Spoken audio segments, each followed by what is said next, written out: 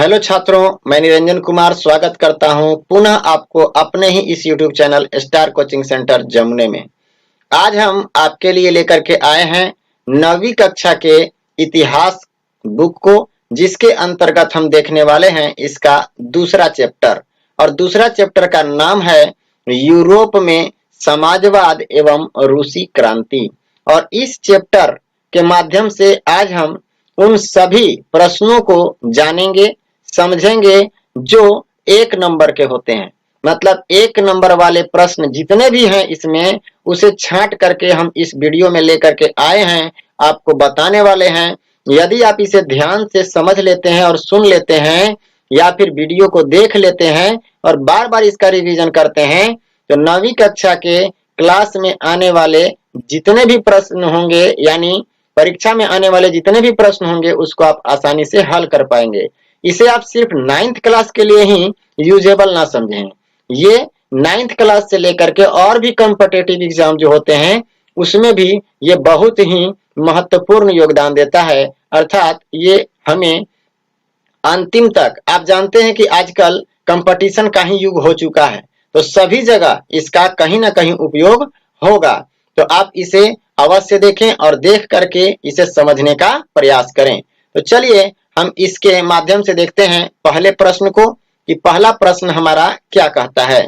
पहला प्रश्न है कि रूसी शासक जार निकोलस द्वितीय ने कब त्याग पत्र दिया।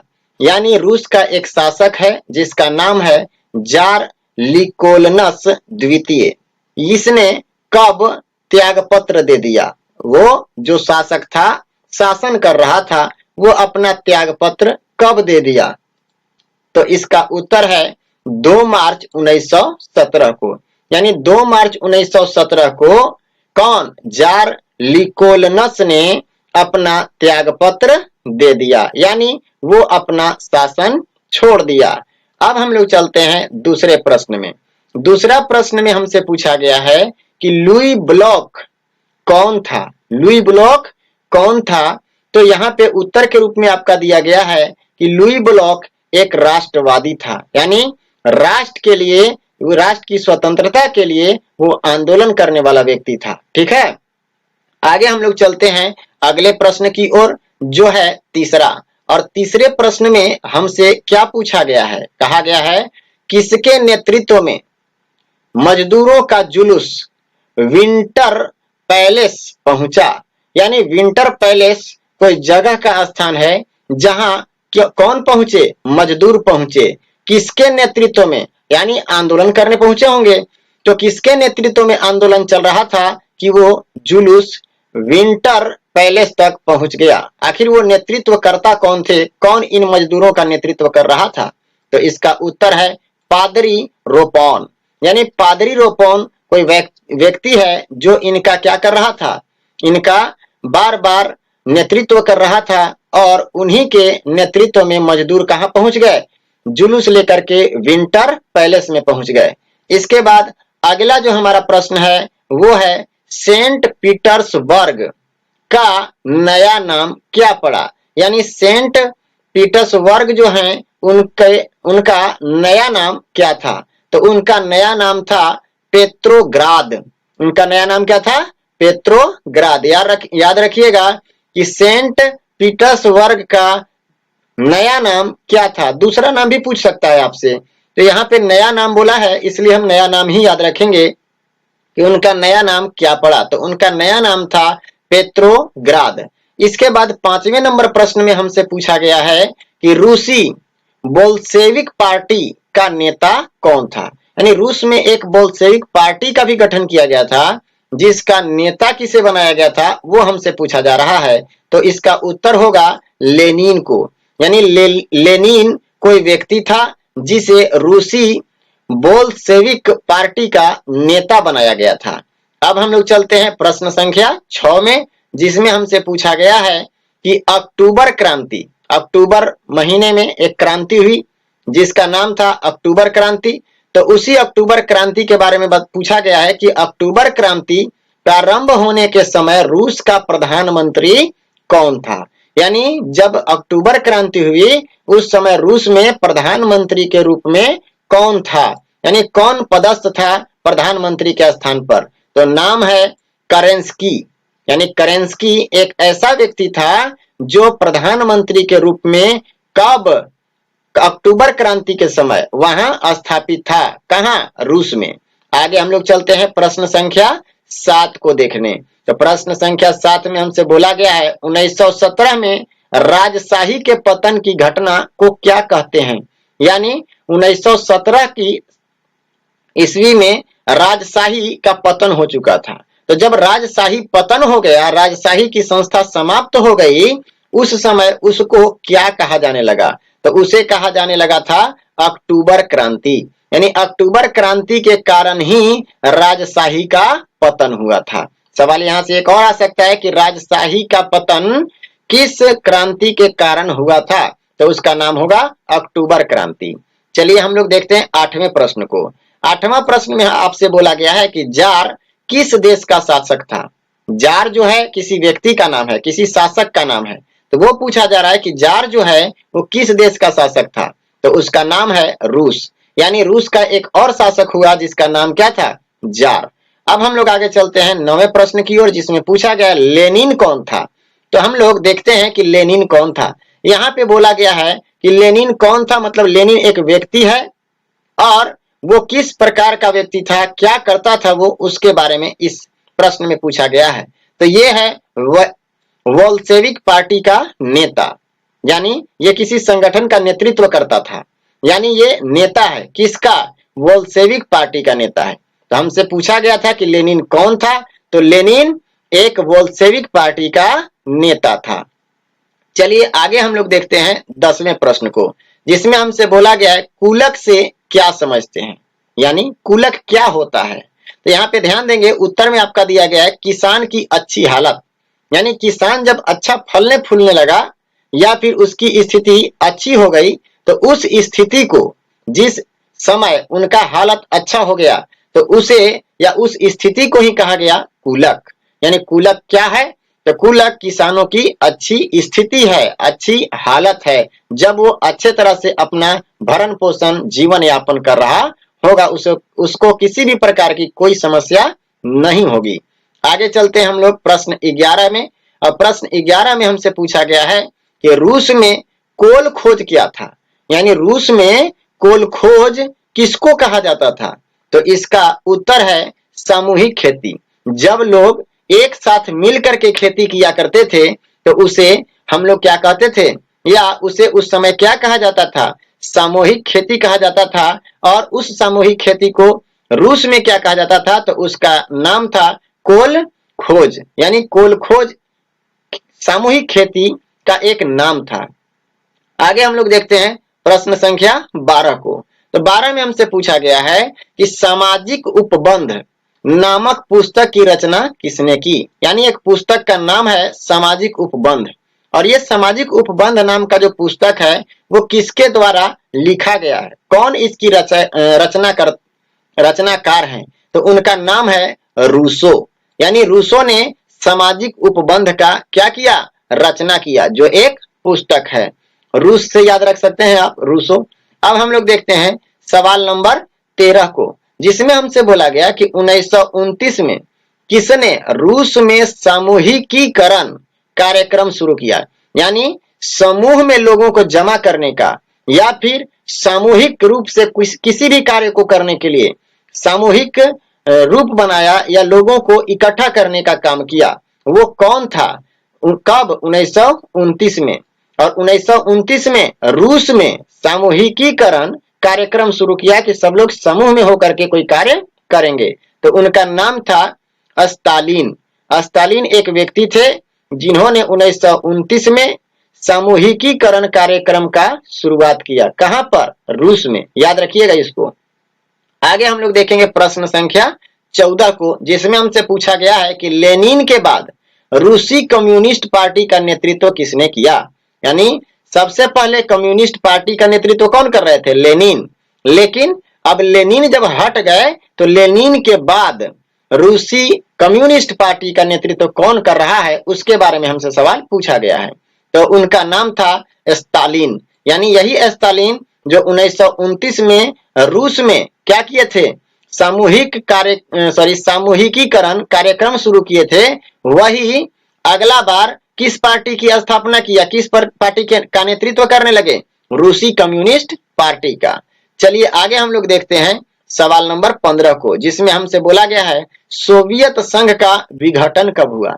यानी सोवियत संघ जो था वो कब विघटित हो गया, टूट गया। तो उसका ईस्वी सन दिया गया है 1991। यानी 1991 में सोवियत संघ का विघटन हो चुका था। प्रश्न संख्या 16 में हमसे बोला गया है कि अक्टूबर 1917 से पहले रूस का शासक कौन था। यानी 1917 से पहले रूस का शासक कौन था और कौन वहां शासन कर रहा था। तो इसका उत्तर है जार निकोलस द्वितीय। यानी जार निकोलस द्वितीय जो था 1917 से पहले रूस के ऊपर शासन करता था, लेकिन अब ऐसा नहीं रहा है। आगे हम लोग देखते हैं 17 नंबर सवाल को।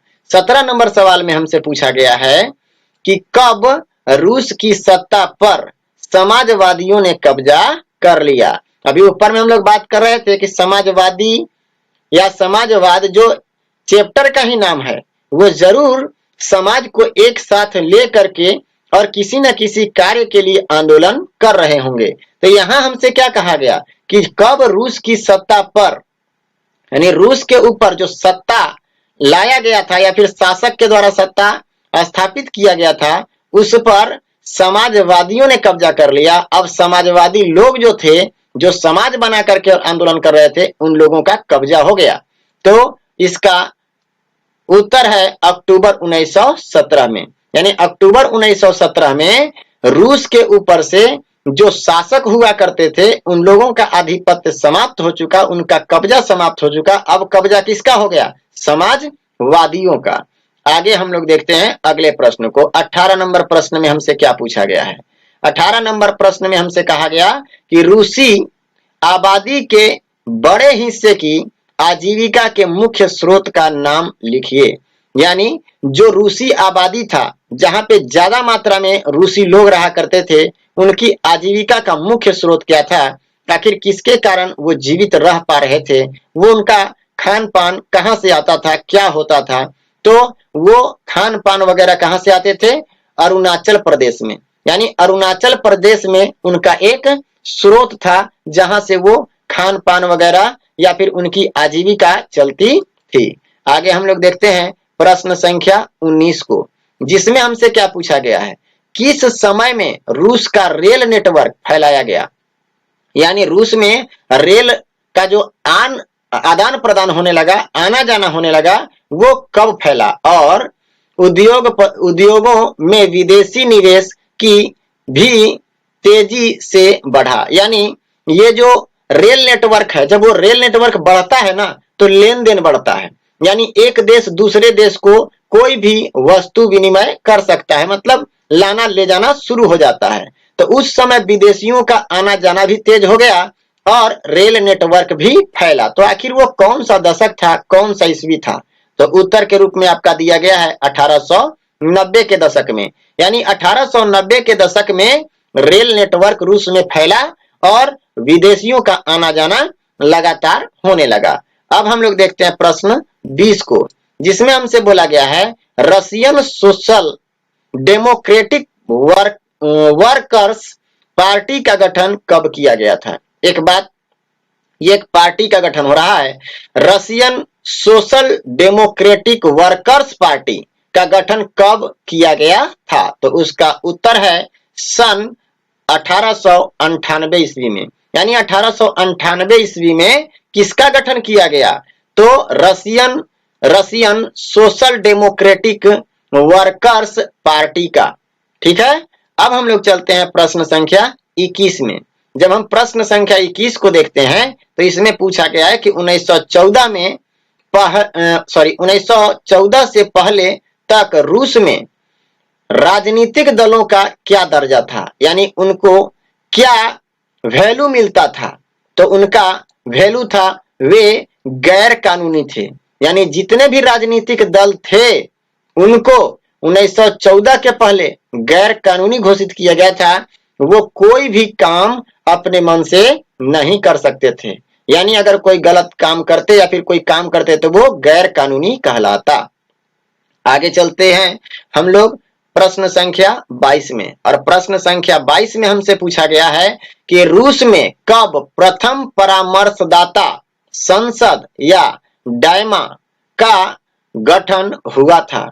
यानी सबसे पहले रूस में प्रथम परामर्शदाता संसद या उसी का नाम डायमा। यहाँ पे सवाल एक और पूछा जा सकता है कि रूस में जो प्रथम बार परामर्शदाता संसद आयोजित किया गया उसका नाम दूसरा क्या था, या उसको दूसरे नाम से क्या जाना जाता था, तो यह था डायमा। तो डायमा जो है वो प्रथम परामर्शदाता संसद है। जो कब गठित किया गया वो हमसे सवाल पूछा गया है, तो उस सवाल का उत्तर है 1905 ईस्वी में। यानी 1905 ईस्वी में प्रथम परामर्शदाता संसद का, जिसका दूसरा नाम डायमा है, का गठन किया गया था। आगे है अगला सवाल 13 नंबर, जिसमें हमसे पूछा गया है कि रूसी इतिहास में निम्न में से किस क्रांति को खूनी रविवार के नाम से भी याद किया जाता है। बहुत इंपॉर्टेंट है ये प्रश्न, बहुत इंपॉर्टेंट, आज ही नहीं कंपटीशन के लिए भी बहुत उपयोगी है। तो याद रखिएगा, रूसी इतिहास में निम्न में से किस क्रांति को खूनी रविवार के नाम से जाना जाता है, तो उसका नाम है 1905 की क्रांति। यानी 1905 ईस्वी में जो क्रांति हुआ था उसे खूनी रविवार के नाम से जाना जाता है। सवाल ये भी पूछ सकता है पलट करके कि 1905 की क्रांति को किस नाम से जाना जाता है रूसी इतिहास में, तो उसका नाम है खूनी रविवार। यानी खूनी रविवार के माध्यम से इसे जाना जा सकता है।